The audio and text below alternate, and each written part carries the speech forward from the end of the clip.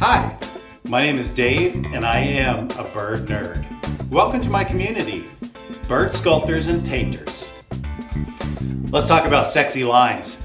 Here's a tail feather, not bad. We can make this feather better by making it just a little bolder. That's an improvement. But what if we were to turn it into a dagger feather?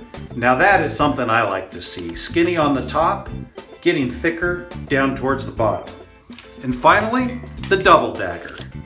Now that is an advanced technique. It's easy to do though. Let's zoom in and I'll show you how to paint that. I ran short on time, so I took some old footage that I had here where I demonstrated this stroke on paper. And paper doesn't take the paint nearly as well, it kind of absorbs it. So, did you catch that? Let's go through and watch that again and I'll show you what I did. So to make the dagger stroke, you just barely start with a little bit of tip pressure and then you push the ferrule down towards your painting. And to get the double dagger, you lift it back up on the way out of your stroke.